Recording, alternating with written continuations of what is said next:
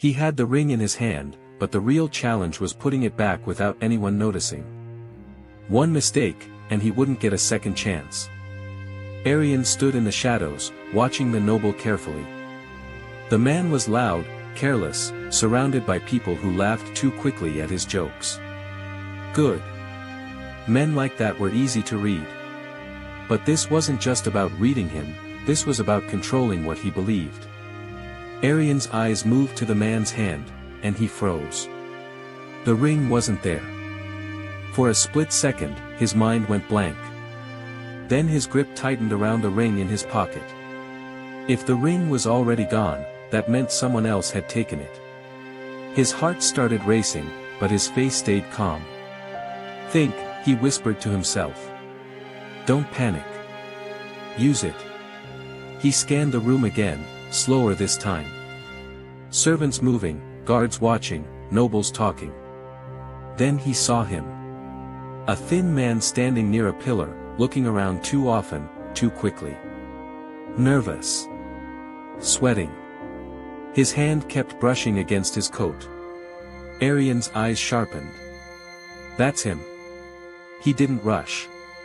He picked up a tray and started walking like a servant, slow and natural. Invisible. He passed by the man once without looking at him, but it was enough. The shape inside the man's coat was clear. Small. Round. The ring. Arion changed direction and walked straight toward him. "Sir," he said quietly. The man flinched. What?" Arion leaned slightly closer, his voice low and serious. "You need to leave." The man's face turned pale. "I don't know what you're talking about." "They know," Arion cut in. The words landed hard. The man's lips trembled. "What?" Arion glanced toward the guards, then back at him. "You think no one noticed? They've been watching you." The man's breathing got heavier. Panic was starting to take over. Arion stepped closer, lowering his voice even more. "You have one chance. Drop it somewhere no one sees and walk away. Calm." "And if I don't?" the man asked, barely holding himself together. Arion didn't blink. "Then you stay here, and get caught." That was enough. Fear won. Okay, the man nodded quickly. Arion stepped back immediately and turned away. You never stay after planting fear. You let it grow on its own. He moved to the other side of the hall, his eyes now on the noble again. Timing mattered now. Everything depended on it. A few seconds later, he saw it. The nervous man walked past a table, his hand dropped slightly, and something small slipped near the edge. Hidden, but not invisible to someone who was looking for it. Arion didn't react. He waited. 1, 2, 3, then he moved. Calm steps. Steady breath. He picked up a cloth from the table and in one smooth motion, the ring disappeared into his hand. No one noticed. Now came the hardest part. He walked toward the noble, watching every movement. The man was distracted again, laughing loudly, not paying attention. Perfect. Arion stepped close, pretending to adjust something on the table beside him. Just as he was about to move, the noble suddenly turned. "What are you doing?" the man asked. For a second, everything could have fallen apart. But Arion didn't step back, didn't hesitate. He looked confused instead. "Sir," he said softly. "You called for a drink," Arion added quickly. The noble frowned. "I did." Arion nodded. "Yes, sir. Just a moment ago." The man paused, trying to remember. That was the moment. Arion stepped closer as if to serve him and with one smooth, practiced motion, slid the ring back onto his finger. Clean. Invisible. Perfect. "Here, sir," Arion said, handing him a glass. The noble took it without thinking, still distracted. Arion stepped away, his heart pounding now, but his face calm. As he turned, he heard the noble mutter, "Strange. I thought I lost something." Arian kept walking. Then the man looked at his hand and said, "No, it's right here." Arian didn't look back. But something inside him shifted. This wasn't stealing. This was control. Later that night, he stood in front of Kale. "Well?" Kale asked. Arian stayed silent. Kale studied his face, then gave a slight nod. "It's done." "You already know?" Arian asked. "I don't need to see it," Kale replied. "I can see it in you." Arian said nothing. "What did you learn?" Kale asked. Arian answered without thinking, "People believe what feels true, not what is true." Kale nodded. "Good." Then his expression changed slightly. "But you missed something." Arian's eyes narrowed. "What?" Kale stepped closer, his voice low. "You were seen." Arian's heartbeat stopped. "That's not possible." Kale didn't argue. He simply stepped aside and pointed toward the shadows. Arian turned, and his chest tightened. A guard was standing there, watching him. Not confused. Not unsure. Certain. Arian swallowed slowly. "How long?" The guard didn't answer. Behind him, Kale spoke calmly, "The real game starts now." The moment Arian saw the guard in the shadows, he understood something cold and clear. This wasn't a mistake, this was a warning. And warnings only came before something worse. He didn't react. Didn't flinch. Just stood there like he belonged, even though every instinct told him to move. "Walk," Kale said quietly behind him. Arian obeyed. Slow steps. Calm face. Like nothing had happened. But inside, his thoughts were sharp and fast. "You said no one sees a servant," Arian muttered. Kale didn't look at him. "I said most people don't." Arian clenched his jaw slightly. "That one did." Kale nodded once. "Yes. And that's why he matters." They kept walking through the long stone corridor. The noise of the hall faded behind them, replaced by silence. Arian glanced back for a second. The guard was gone. That made it worse. They entered a small room.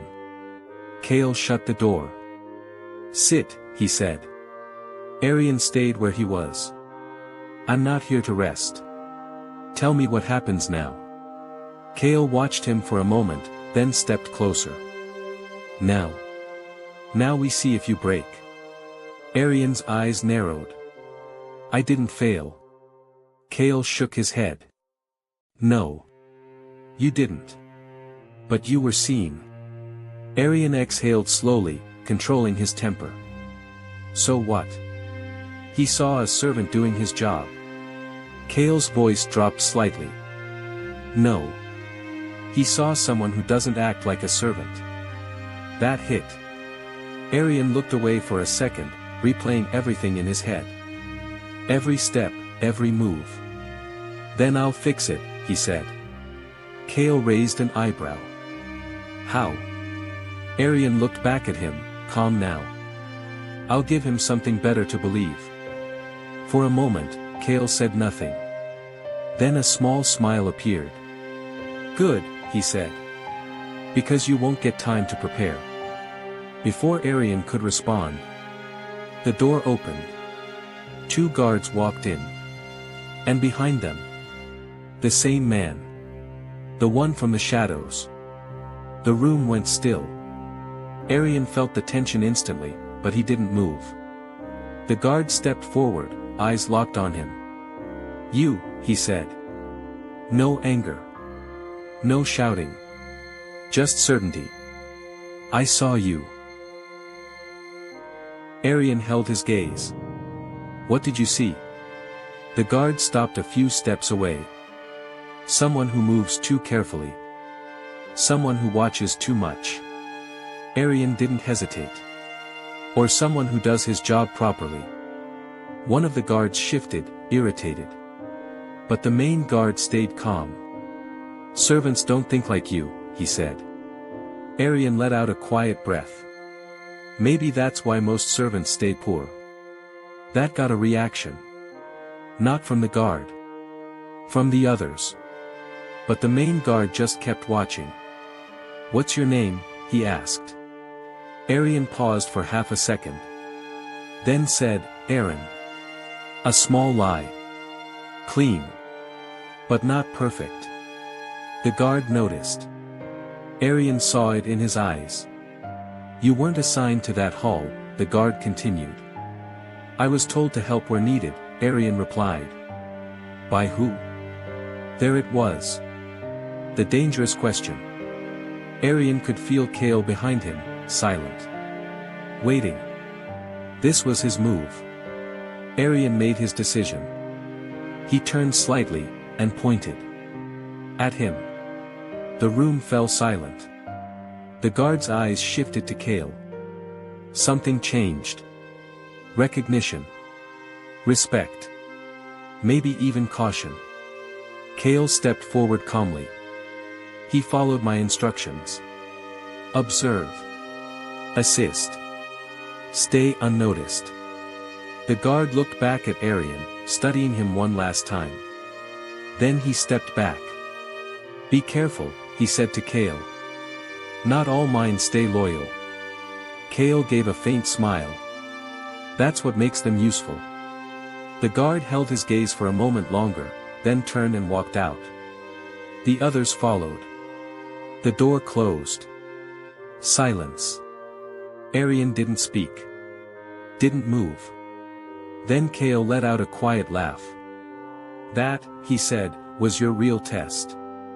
Arian turned sharply. You set this up. Yes. You let him think I was suspicious. Yes. Arian stepped closer. You could have stopped it. Kale nodded. I could have. Then why didn't you? Kale's expression turned serious. Because I needed to know if you could survive without me. Arian stared at him. Anger rose for a second. Then faded. Fine, he said. Kale raised an eyebrow. No anger. Arian's voice was steady now. There's no point. I learned something. What? Kale asked. Arian looked toward the door where the guard had stood. There's always someone watching, he said quietly. And the real danger is the one who says nothing. Kale smiled. Good. Then his tone shifted. Because next time. Arian looked at him. He won't just watch. Arian's chest tightened slightly.